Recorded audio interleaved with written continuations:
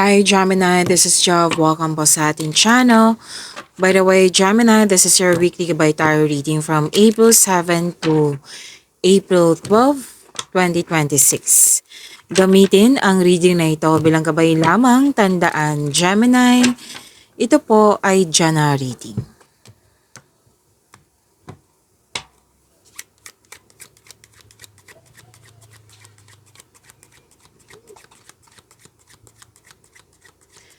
Mga parating pa para kay Gemini ngayong April 7 to 12, 2026.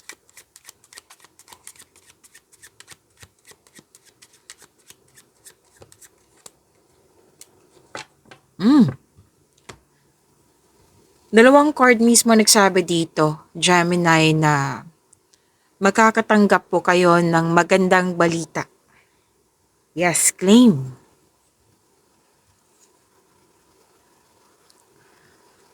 May mahalagang announcement.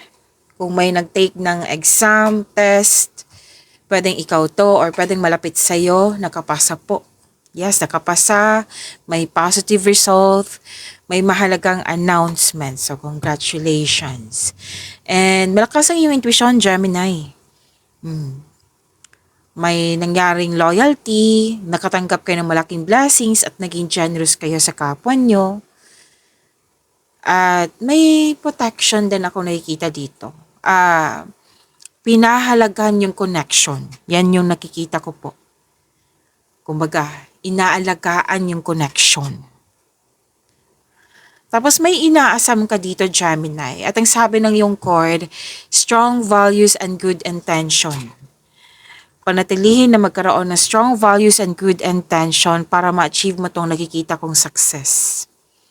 Success in love, faithfulness, para na naging emotional ka. Oo.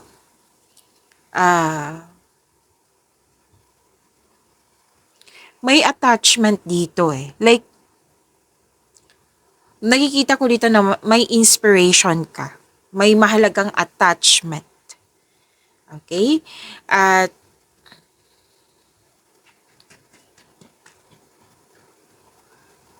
may nakita ko dito, hindi lang kaibigan to, pwedeng malapit sa'yo. Na inaalagaan mo yung connection nyo. Pero din natutuwa ka sa kanya kasi naging faithful siya sa'yo, loyal, laging supportive siya sa'yo. Yan.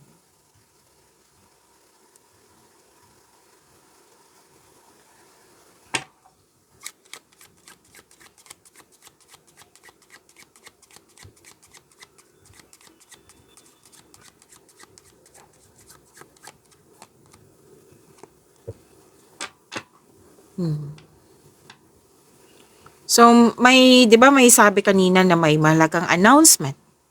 Pwede din pong invitation po ito.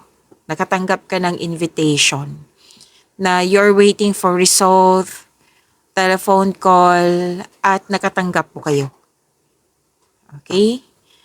Na, I think matagal mo na itong inaasahan eh, na tatawag na or darating na yung resulta, darating na yung inaantay mo. So, sinabi ng card dito, ito na yung marireceive mo for this week. So, may important message dito. Dalawang card po mismo nagsabi niyan, ha?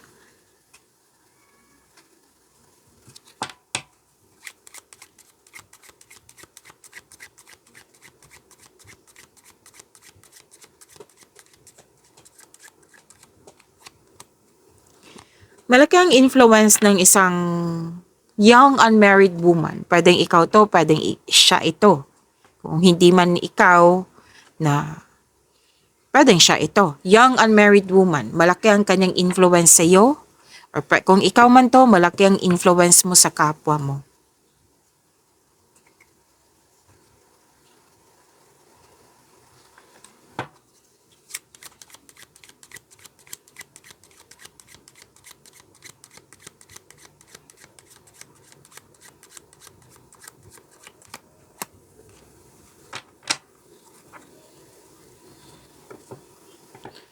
Ano kaya itong hinihintay mo, no?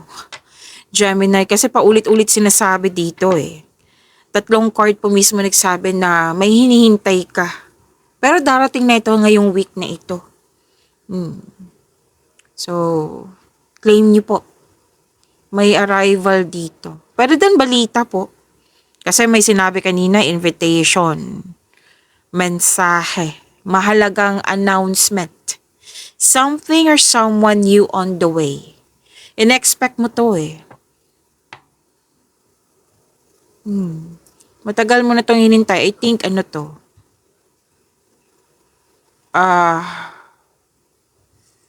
Almost 1 month? 15 days? Basta yun na-expect mo. May nakita nga ako ditong parcel, mahalagang parcel. So, claim po, darating po for this week. Hindi lang parcel ha, pero may nakita kasi akong parcel po. Pwedeng mensahe nga eh, sinabi ko kanina. May bagay din, may tao din akong nakikita. So, reminder lang po sa mga Gemini, lalo na't bago dito, na general reading po ito. May energy na bagay, may energy na mensahe, may energy na nakapasa, may resulta na. May energy din na may dumating na tao. Okay? So, klaro. So, in-expect mo po ito. It might be may promises or in-expect kasi sinabi sa'yo. Diba? Like yung sinabi ko kanina, may parcel. Diba may expectation yan na expected deliveries na from April 7 to April 12. Ngayong week na ito. At sabi ng iyong card, habang hinihintay mo to, kung hindi mo pa na-receive, habaan ng pasensya. Balansehin nyo yung emotion mo. Balanse. Wag kayong mag-overthink kung pwede po. Kasi kung hayaan nyo po, matitrigger po yung anxiety. So, ang hirap niyan, anxiety, di ba? So, kailangan balanse lang po. Make yourself busy habang hinihintay mo to. Kasi minsan, di ba, na pag busy tayo, hindi natin namalayan na dumating na pala yung hinihintay natin. Okay? So, why not, habang hinihintay mo to, make yourself busy, ipag-pray mo. Kung nainip ka, mag-pray ka. So, darating yan at the right time. Kasi sinabi naman ng tatlong card dito may dumating na ito yung hinintay mo. So, darating siya for this week. And ingat na lang po sa mga nag-spy sa'yo. Kasi may nag-spy dito. Hindi sinabi ng card na kailangan nyo magalit sa kanya ha. So, may nag-spy, may sama ng loob, may inggit, may envy. O a third person na pwedeng tutol, pwedeng hindi siya sang-ayon sa'yo, na green-eyed monster. Kasi ang tawag niyan yung extremely resentment, extremely jealous, extremely inggit. Yan, sobrang inggit. Okay, so hindi ibig sabihin na magalit kayo sa kanya. Kumbaga, put limitation. Kung kaya mong kausapin siya, then do it. Pero do it for good. Hindi yung mas kakausapin mo para lumala, di ba? So kung kaya mo, kung hindi pa kaya, then put limitation, boundaries, at ipag-pray mo na malalampasan mo rin yan. Kung magawag kang magpa-apekto sana, kung pwede po. Baka ito yung matitrigger yung anxiety mo. Okay? And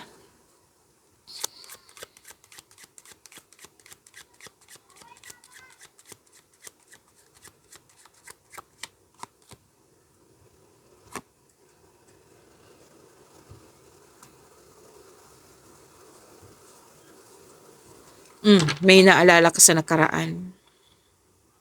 Pwede nalungkot ka sa mga naalala mo sa nakaraan kasi may dito energy ng isang older man. Lalaki po, 60 years old pataas. Na pwedeng nagkaroon ka ng loss of connection, na naalala mo yung nakaraan at nalungkot ka. Na may nakita nga akong feelings dito na gusto mo mapag-isa muna or di kaya may feeling of abandonment. Yan. So, nakikita ko naman dito na pwedeng sinabi mo to na a situation that must be accepted. Kumbaga, tanggap mo. Pero kung naalala mo Nakikita ko dito na nasaktan ka, na mismo, yan.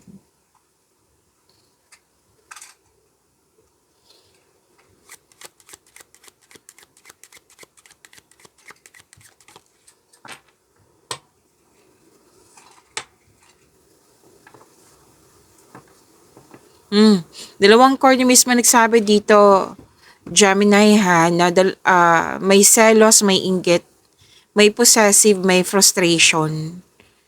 Na pwedeng nang dahil sa pag-uugali na ito na nagkaroon ng, na-annoy ka, na bad mood ka. Oo. Na, kasi nakikita ko dito sa dalawang card na ito is emotion. Pwedeng naging emotional yung taong yon na naiinis ka or na-annoy ka. Pwedeng ikaw to na na-annoy ka sa sarili mo kasi naging emotional ka. Okay? So, anong tawag nito? Yun nga, yung same pa rin yung advice ng court. Put limitation kung hindi man ikaw to put limitation. Kung handa na, kung sa tingin mo handa na yung taong yon para kausapin mo, then go ahead. Kung hindi pa, masyadong na-annoy ka, di ba? Kung na-annoy ka sa pag-uugaling ito, na put limitation muna. Kung handa ka na, then go ahead. Kausapin mo. Nang maayos, syempre. Pero nakita ko naman dito na some of you na annoy, na inis, pero kumbaga nag-put ka ng space. Yan. And Gemini, may sabi din ng card nyo dito na mag-control and monitor and save your money. Okay? Control, monitor, and save your money.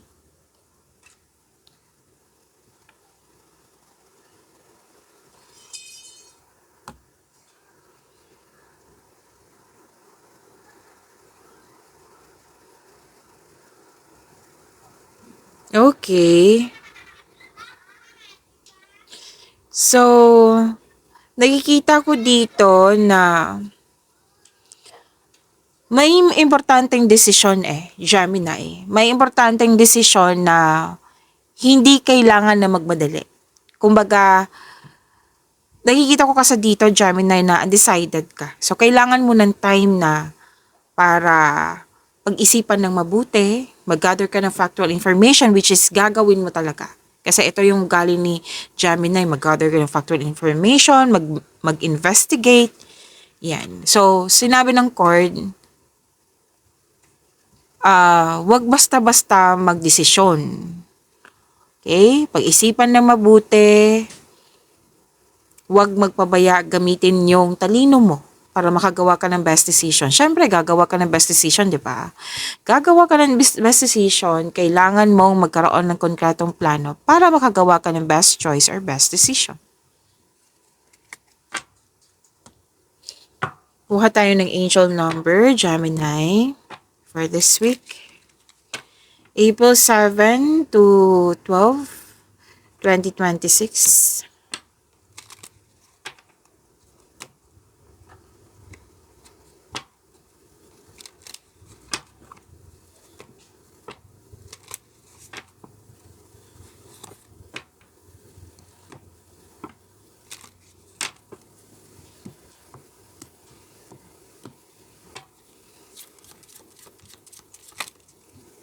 So, niyang lumabas, Gemini, kunin na natin.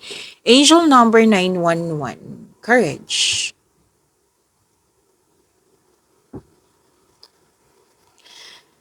A doorway has opened for you. And while apprehension may be felt, allow courage to flow in as you put your best foot forward. You are being encouraged to let curiosity lead you and know that the divine has your back. To attract more blessings, let us say the power of affirmation. Let us say. So, i-post nyo po to kasi i-recite natin to ng twice. So, this is positive affirmation. Nakakabuti to sa inyong energy. Okay, i-post nyo po yung video. So, let us say, I allow courage to prevail as curiosity leads me through new doors. I allow courage to prevail as curiosity leads me through new doors. So, a doorway has opened for you. So, sinabi dito na may new journey, may new opportunities na dumating sa'yo. Kaya lang, nakikita ko dito, nag-aalangan ka. Yung nagkaroon ng hesitation, which is lumabas naman kanina, di ba? Na may gagawin kang desisyon na sinabi naman ng card kanina na pag-isipan ng mabuti, mag-gather ng factual information, gamitin mo yung talino mo, yung experiences mo, gamitin mo yung intuition mo para makagawa ka ng best decision. Siyempre, gagawa ka ng konkretong plano yan, di ba? Sinabi yan ng court para makagawa ka ng best decision, best choice. Kasi nakikita ko dito, you have to move forward. Wag mong hayaan na mag-hesitate kayo, magkaroon ng doubt, fear, hesitation. Para mawala yan, syempre gagawa ka ng konkretong plano. Again, para mawala tong fear, doubt, hesitation, overthinking na yan, kailangan mo magkaroon ng konkretong plano. Makinig sa inyong intuition. Okay? You have to move forward. Move forward with, taking action with courage. Moving forward is an action.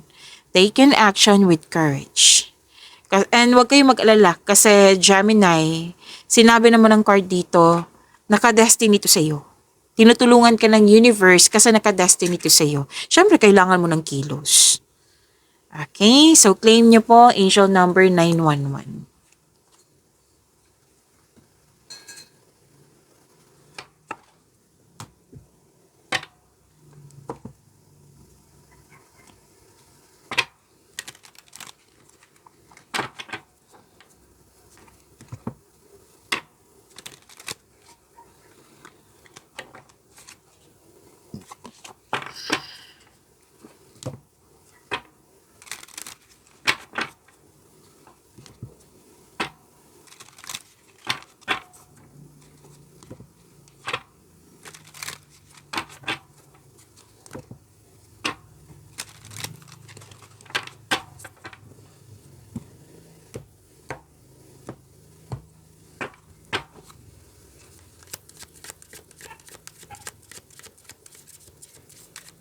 Energy po ni Gemini ngayong April 7 to 12, 2026.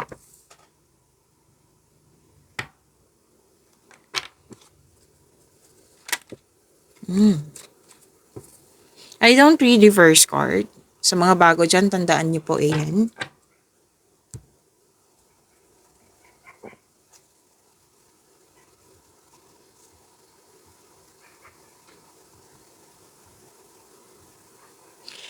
Okay, Gemini, maraming salamat po sa mga hindi nag-skip ng ads.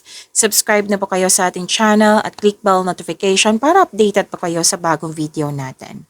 Para po sa mga gusto magpa-reading, comment po kayo ng personal reading and check my reply sa comment section.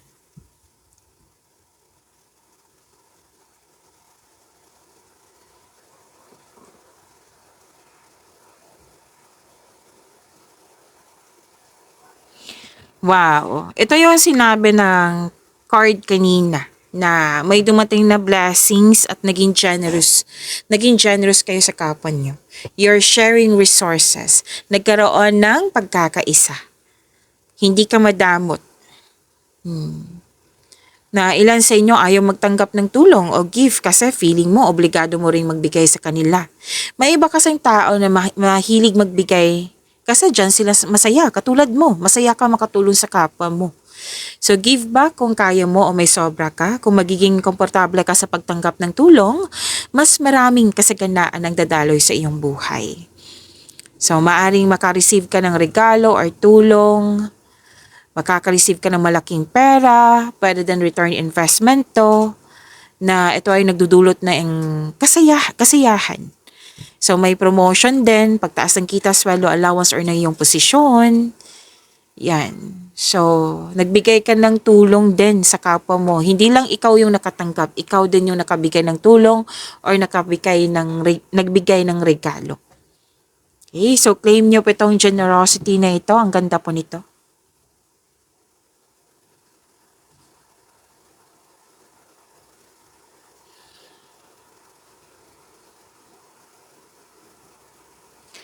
Okay, this is overcoming obstacles. This is self-assurance, very confident ka. Yung mga ginagawa mo ngayon, Gemini, passion mo. Kaya alam na alam mo yung mga gagawin mo. And this is lumabas sa inyong. Okay.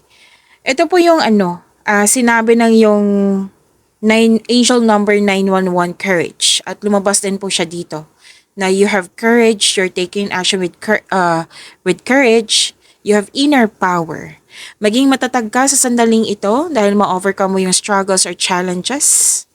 So this card asks you na harapin mo yung fears, struggles, or challenges kaysa iwasan mo ito at mag-move forward ka with courage. Okay? And nakita ko dito na very confident ka talaga sa mga ginagawa mo. You're eager to achieve a successful outcome sa mga ginagawa mo. Yan. Kung may concern ka sa isang tao, kausapin mo. Share your opinion or concern mo sa kanya o problema mo. Oo.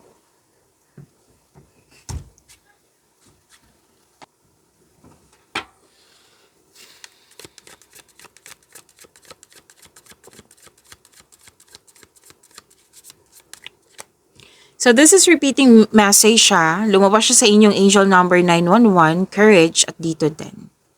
So kung ano may yung mga concern mo na nagkaroon ng fear, doubt, hesitation, ma-overcome mo rin yan. Okay? So this is about your career and money ngayong week na ito.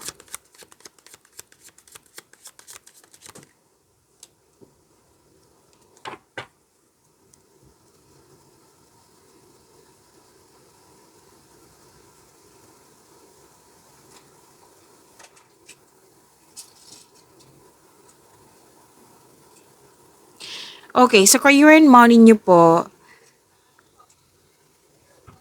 ito yung sinabi kanina na may new opportunities na dumating sa iyo. Na nakikita ko naman dito na haharapin mo, kikilos ka. At sinabi dito ng inyong, ang ganda kasi andito pa rin yung mensahe. Nandito siya sa career and money niyo din. From your here, from energy, from here to your energy at dito din sa career and money mo. Na sinabi dito na kumilos ka na, yung opportunity na dumating sa iyo, kailangan mo nang kumilos at huwag ka mag-alala kasi you are divinely guided. Diba? Sinabi kanina dito. So lumabas din siya sa career and money mo. Claim. At may isang tao dyan na handa kang tulungan. Pwedeng business partnership to or magbigay to ng puhunan, magbigay ng ideas. Basta tulong po ito. Magbigay ito ng tulong sa iyo. Suporta din. Yung sinabi kanina na very loyal sa iyo.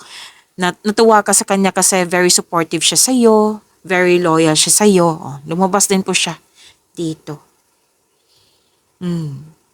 Na itong taong ito ay tutulungan ka talaga para umangat. Okay? So, makinig din sa inyong intuition. Lumabas din siya dito. Kasi it will guide you sa isang malaking desisyon. Yan. Lumabas din kanina, di ba? Repeating message, pay attention. So, ang iyong buhay ay patuloy na yumayabong kasi marunong ka makinig sa inyong intuition at nag-explore ka ng new direction. Mag-ingat lang po sa pagiging mainipin ha. Habaan niyo po yung pasensya niyo po.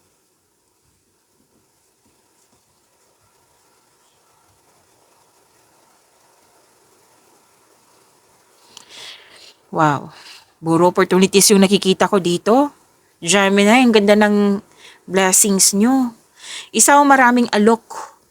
Opportunities din po iyan, di ba? O ideas, ang ganda ng blessings. Sa mga hindi pa nakakaalam, gusto ko talaga yung mga ideas na yan. Kasi andyan na lahat eh. Ang ideas kasi, yan yung ipapagawa sa'yo. Para yan sa iyong kaunlaran. Andyan yung sagot sa inyong mga katanungan, solusyon sa inyong problema. Andyan yung ipapagawa sa'yo para sa kaunlaran. Para sa iyong kaunlaran. And for me, this is an answered prayer. Binigay sa'yo yung tools. Ayan, Gemini, palaguin mo ha. Pagyamanin mo yung blessings na binigay ng universe sa'yo. Yan. So, please expect magiging busy kayo for this week, Gemini. So, excited kayo. Andito pa rin, excited kayo sa new opportunities. So, kung sa kaperahan po, Financial stability ang nakikita ko dito. Magkakaroon po ng abundance sa inyong kaperahan po ngayon. Claim, Gemini.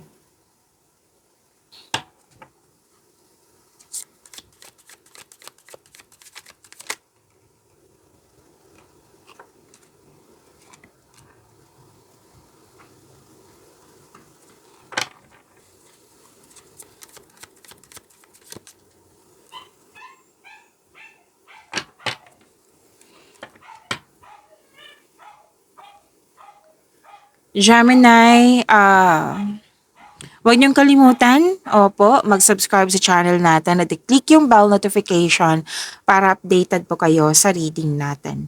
At marami pa tayong video sa tungkol sa inyong April 2026 po. Baka hindi niyo pa napanood, hanapin niyo lang po dito sa channel natin.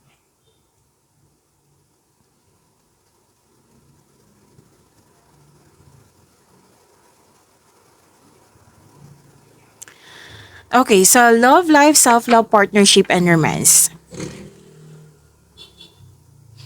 Naging anong tawag nito?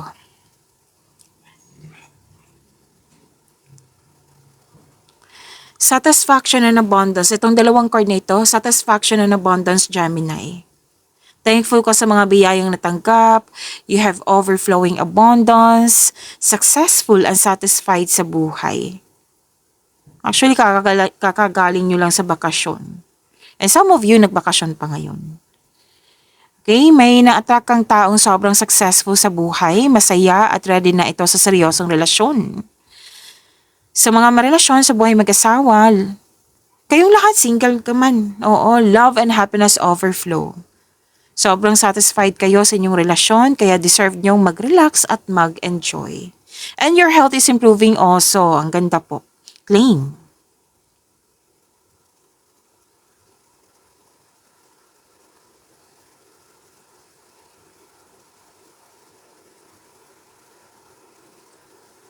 Okay.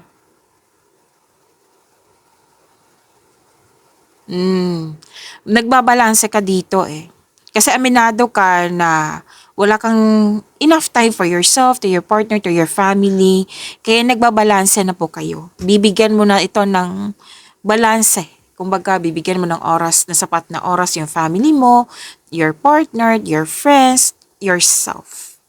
Okay? Kasi balanse po ito. And, ay wow, you deserve this. Ang ganda naman, Gemini. So, this is happiness. Overflowing happiness nga. 'Di ba? Sinabi kanina, which is na-clarify din dito. Nagkaroon ka ng time sa family, sa mga bata, sa inner child mo. Yung sinabi ko kanina na nagkaroon ng improvement, like, naging balanse yung emotion mo. Lumabas din po siya dito. Ang ganda. So, this is, enjoy your success. Deserve niyo po ito. This is a positive energy, nagkaroon ng positive outcome. Maaaring makatanggap ka ng balita na may buntis or wedding. Kung wala naman, pwedeng success, achievement. Yan, success, achievement, positive outcome.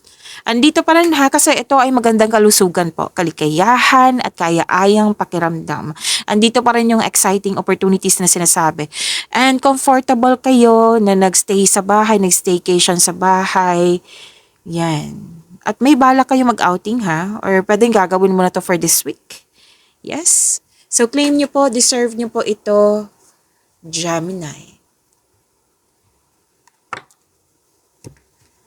Pagyamanin niyo po yung blessings sa binigay sa inyo, Gemini. See you tomorrow. Maraming salamat.